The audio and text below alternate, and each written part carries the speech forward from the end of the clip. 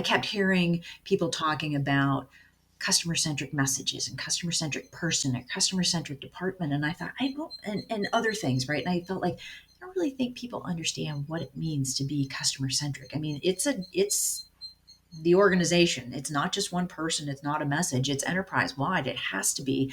It's just a function of what it is. To be customer centric, and customers' expectations are that, from department to department or channel to channel or whatever, you're going to have a consistent and seamless experience, and that doesn't happen when we only have one part or one person or one message being customer centric. Welcome. Our guest today is Annette Franz. Annette is truly a champion in the field of customer experience. Annette has been in the area of customer experience and customer service for the last roughly 3 decades. And out of that, she has spent the last 10 years running her company and consultancy called CX Journey, which provides advice and consultancy in the field of customer experience to her clients, right? So thank you, Annette, for joining us today, and I'm really looking forward to having this conversation and learning from you. Likewise, thank you so much for having me. I know we've got a great topic that we're going to be talking about today. So thanks again. Thank you. Excellent. So, Annette, let's start from the most recent thing that you have been involved in, right? Which is your consultancy called CX Journey. What inspired you to start this consultancy and your company? And what was your vision when you started, and how did it evolve over the last decade or so? Yeah, that's a great question. It was really interesting because I always say that I started CX Journey because I wanted to go and do the types of work that I love doing and do the types of projects and engagements that I like to do. And I wanted to speak and I wanted to write without being, limited or restricted by the company that I was working for. So that was really the catalyst behind it. It was, again, it was about doing the kinds of things that I love doing and the kinds of projects that I love doing. Not that I wasn't doing that in the corporate world, but you get to be a little bit more selective when it's your own business, as you know. Yep. Yeah. How has it evolved? I don't know that it's evolved really all that much. It's really always been about putting the customer and customer experience right. So whether it's starting with the culture, whether it's doing the customer understanding work, whatever it is, it really is about, and honestly, it's really about putting the people in the experience, right? It's about the employees and about customers, and how do we make sure that, so that's always been my vision for this has been, let's do that. Let's make sure we put the customer and customer experience, the employee and employee experience, always keep the people front and center. Excellent. So, would love to know, about a few instances, a few cases of your work at CX Journey, where you did really interesting work, and what you did created a huge impact for the company. Yeah, there have been a few instances. There have been several instances where I'll actually just step back and say, when I first start working with a client, I go in and I interview the leadership team, a sampling of employees, a sampling of customers, and out of that really comes a summary of, or an assessment of, or a baseline of where the organization stands today, right? I think clients come to me and they say, here's our issue, here's our problem, here's what we want to fix. And I go and I have those conversations and I'm like, well, hang on a second.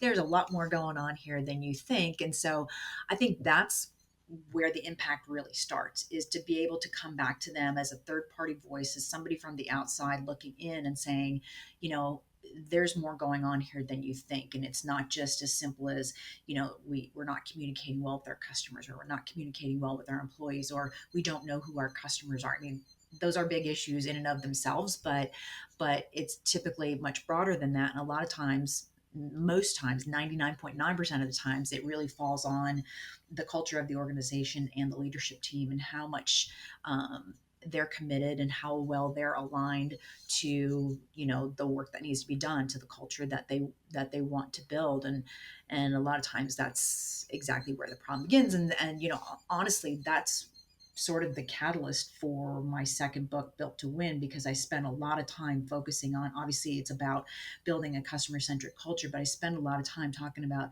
leadership and their leadership team's impact on everything we do going forward. So definitely, that's where it begins, and that's where how the impact is made. Number one, by letting them know where the real issues lie, and then number two, doing the work to fix that. One of a great example has been a client that I was working with where they really didn't know who their customers were. They're a they're a manufacturer, but they were selling a lot through resellers, and they thought that the reseller was the customer, and the reseller is not a customer. They're an extension of your sales team, basically, right? So we had to reprogram everybody's minds to think about, no, we're not building the products for the reseller. And this has actually come up a couple of times over the years. We're not building the product for the reseller. We're actually building the product for the customer who's using the product. So what problems are we going to be solving for them? So making that, like I said, sort of reprogramming everybody's minds and shifting that mindset was hugely impactful in every scenario where that has come up. And it really has changed how employees think about who they're serving and how they're serving them and who they want to, think about as they're doing the work that they're doing. So it's been very cool. Great. So this is just kind of going a bit back in the journey of the customers that you work with, right?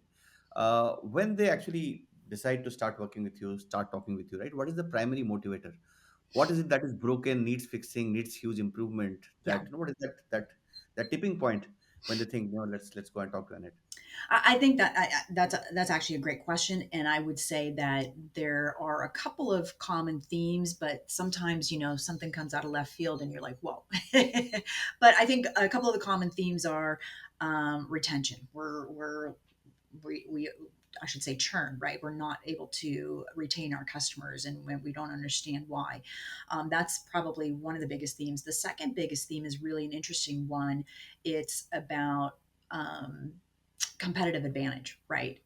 We're the number one in the marketplace, but we know that everybody else in this industry or our key competitors are right there on our heels or are right there next to us. And if customers had a choice, we want them to choose us, not them, right? And so I think those are probably the two biggest issues. And I find the competitive advantage one interesting because I always say, in a world where products and services are becoming more and more commoditized, the customer experience really is your one true and sustainable competitive advantage, right? And so it's interesting that they come to me. That I've also had a couple of folks come to me and say, hey, you know what, I'm a brand new chief customer officer, or I'm taking on this role of chief customer officer, and I don't even really know what that means or or what I'm supposed to do, but I've been tapped to do this, and can you help me? And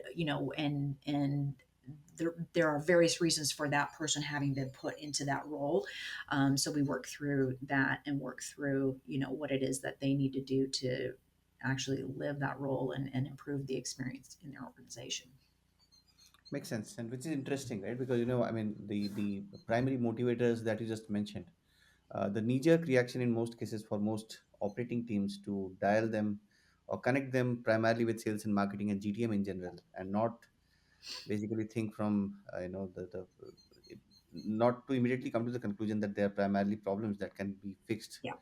Yeah. by looking at customer experience, right? So Exactly. that is Exactly. pretty interesting, right? So have you seen any shift in that, right? I mean, have you seen leaders connect business problems such as those more to customer experience now than they did 10 years back? Any shift in people's understanding, conclusions, and general thought process, and the proportion of the attention that they give to customer experience over the last 10 years?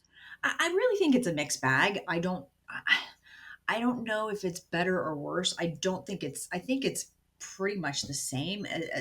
The good news is that the people I'm talking to, obviously they come to me because they get it, or they need help helping the rest of the executive team get it. And so in some regards, I think there has been a shift. positive shift, and in other regards, I think it's gone backwards. And so it really does. A lot of it really does rest on the CEO and the leadership team. Do they get it? And if they don't get it, why don't they get it? And if there is somebody on the team that gets it, how can we help them be the influencer and the champion for the customers to help the rest of the team get it? So it's a mixed bag, and there are great examples of CEOs out there. The first one that pops into my head is Ed Bastian with Delta. Like, he gets it right. Tony Shea, rest his soul, he got it right. I mean, there's we can say Jeff Bezos got it, and some folks might debate that, but um there are folks out there who CEOs out there who do get it right. But there are still a lot that don't, and I think one of the areas that I've been spending a lot of time on lately is with startups or smaller companies who are in the early stages, right? Because that's where it's easiest to shift that mindset and shift that mindset, and to get them to all think and do differently. Once you're in a 100-year-old organization with 50, 100,000 employees, it's hard to turn that ship. There's a lot more work to be done. It can be done. Trust me, it can be done, but it's harder to turn that ship. And so, and it's harder to change the leadership mindset. I had a conversation with somebody a few weeks back who said that, they've got a new CEO and he's all in, right? He gets it. He gets what we need to do to focus on the customers and put the employees first and all of that, whereas the previous CEO didn't. So it comes down to the individual, and then it makes you go, well, what happened with that individual? Why did that? Well, where did that CEO go to school, or who has that CEO been talking to that they don't think that the reason they're in business is because of and for the customer? So it's been an interesting mixed bag. I don't know that I've necessarily answered your question, but it's a mixed bag, quite honestly. Yeah, that's actually very insightful, Annette. I mean, I think that this entire idea or thought of being extremely oriented towards customers and serving them and doing things for them, right, Yeah, is so fundamental and so interweaved with how a company is, yeah, that as you said, right, I think it's very hard to turn around a company after it is, say, probably 1,000 people, right? yeah. So what is your honest thought on this? Does 1,000 people company has any luck at trying to turn this around? Because I know of lots of 1,000 people companies Yeah. that do need to turn it around. Yeah, absolutely. And I think, if you've got, I don't know that necessarily depends on the number of employees. Although it just gives you obviously a sense of the size of the company and how long they've been around. I've worked with companies with, 5,000 employees and 10,000 employees, and we can make the change. When you get, I worked at Fidelity. Fidelity at the time had 50,000. I think it was 50,000. I want to say it was Yeah. 50,000 employees. And, you know, they were able to do it. And again, it came from the leadership team. They were on it. Quarterly town halls, regular sharing of the customer and the customer feedback and all of that, right? So they were on it. So I think it's possible. When you get to those larger organizations, you're really spending a lot of time breaking it down from division to division to division, or department to department to department. You want this customer centric culture, this customer centric organization across the organization. But I think when you get into those massive organizations, not just I think, I know, you've really got to start working with parts and pieces, and moving it through the organization that way. Especially when you're looking at global organizations, you've got to consider cultural differences, and a lot of those types of differences across the world. And so it is possible. It takes longer, and again, it really takes having the right leadership team in place. Otherwise, you're pretty much dead in the water, sadly. Okay, again. So, and the reason I talked about this in terms of the number of people in the company, because essentially this is a problem that really concerns the people in the company, right? I mean, Yeah, you can fix processes, you can fix your operations, but until you change people's fundamental approach yeah, to how they do things, you cannot really fix this. So I think the absolutely. number of people is very important to look at here. Absolutely. And the culture is such a huge part of that. When I talk about culture, I talk about, it's driven, it's deliberately designed from the top down. But then you have to have this, we've got to get employees to get engaged with that, and get involved. And there's got to be this grassroots groundswell. so that they're talking to each other and sharing with each other the stories and the history and the rituals and the things that make the culture what it is. But ultimately it will happen with that grassroots groundswell. So you're absolutely right. It does matter. Absolutely. I would love to move from here to your writing journey. When did you start writing books? How did that happen for you? And were you always a writer, or there was a process to getting started?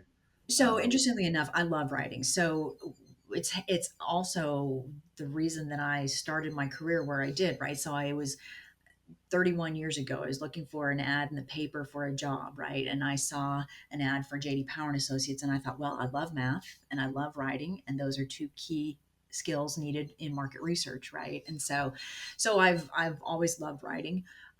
In 2011, I started to write my blog, and the reason for that was I'd already been in this industry for almost 20 years. I had so much information in my head. I wanted to get it out. I wanted to share it with people. It's still, even at that time, CXPA, the Customer Experience Professional Association, was just started that year, right? So it hadn't even taken on this life of its own in terms of being this verified profession or whatever you want to call it. So I wanted to get all this information out of my head and get it down. And after 20 years of working in this field at that point, or almost 20 years, start writing the blog. And so I did that. And after a couple of years, several people reached out to me and said, "Hey, you've done all this writing. You've take all your blogs and all your posts and compile them into a book." And I was like, nah.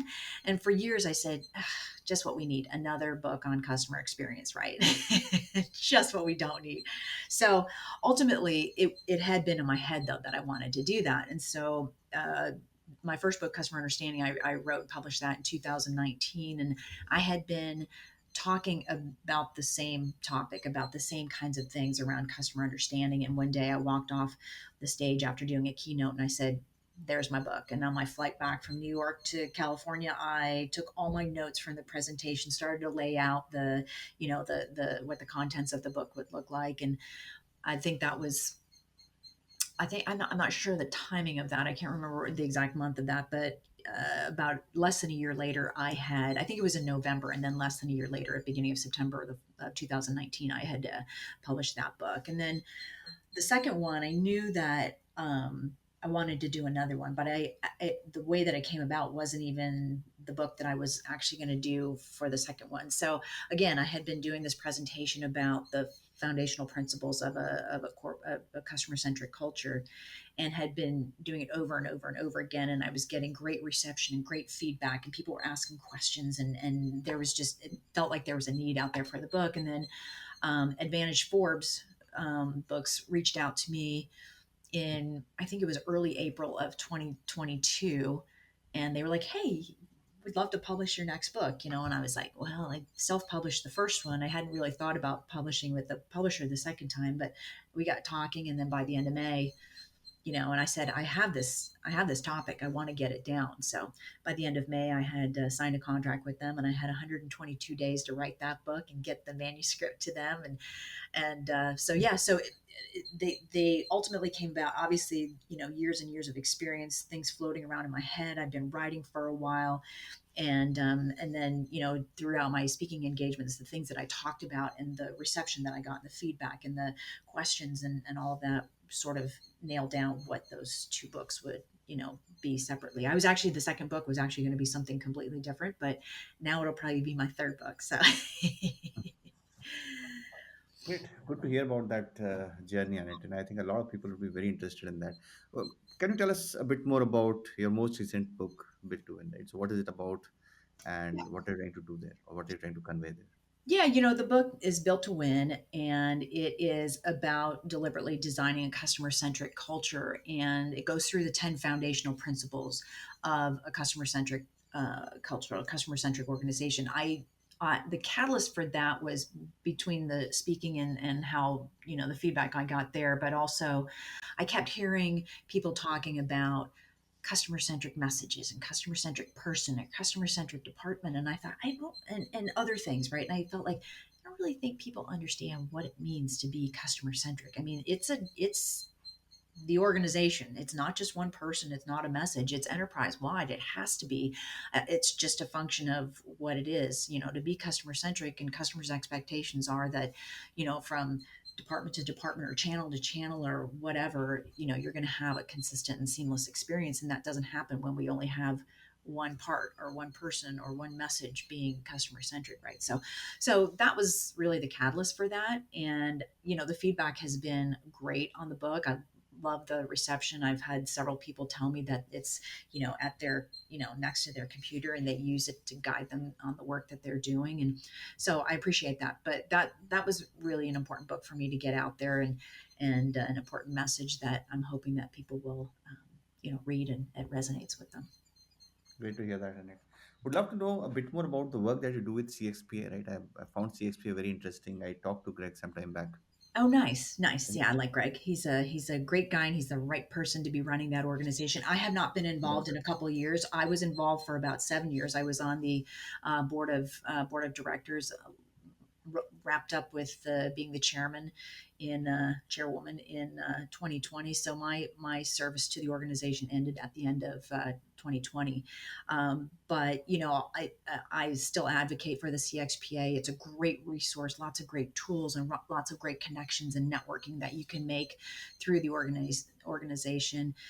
Whenever a new person comes to me wanting to get into this profession, I always point them to the CXPA and say, "Hey, listen, this is everything that you need to get your mind in the right mindset, right, and to make the right connections." There's an amazing, group of people there who we're all going through the same thing, right? We're all facing the same challenges, and the members are so helpful to each other, because it is a newer profession, and lots of folks are still learning and sharing, and so yeah, it's been a great ride, or it was a great ride with them, but now I'm just a member. And like I said, advocating for folks to join, because there's a great group of people that are part of that. Absolutely. Great. Good to hear that, Annette. You know, Probably the last question that I'd like to learn from you on, right? A topic that we cannot just not talk about right now, which is Yeah. AI and automation, right? Oh, yes. Yeah. So what? Yeah, I mean, see, for people like me and you who have been in this area for some time, right? I mean, automation and AI has been around forever, Yeah. right? But of course, there have been some shift. One, of course, in the capabilities, and two, in the people's perception of AI in general, right? So, Yeah. what do you see changing in one, customer experience in general, and second, in the lives of customer experience professionals, on how they approach their jobs and what Yeah. they do on a day-to-day basis? Yeah, absolutely. So I'm glad you asked me this question, because it is such a hot topic. It's been, and it's going to continue to be. It's not going anywhere. I think one of the things that I want to say in terms of the customer experience is that people have to remember that AI is not just about chatbots and what's happening in the contact center, right? AI can be used in very different manners throughout the customer experience journey, right?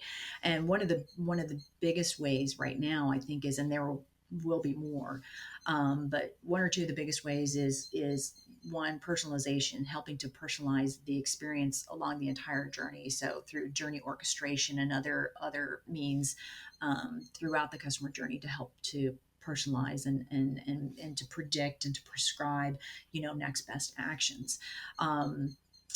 I lost my train of thought in terms of what my second one was going to be, but it's around there, and so yes, I think we are all very well aware of how it's used in the contact center. It's automation and helping the agents to find information, so that it speeds up the response time in terms of answering the questions and solving problems. It's helping them so that they don't necessarily have to have 15 screens open at a time trying to find what they're looking for. The AI can work behind the scenes with them and just present the right information and responses as needed. So there's a lot of different uses there.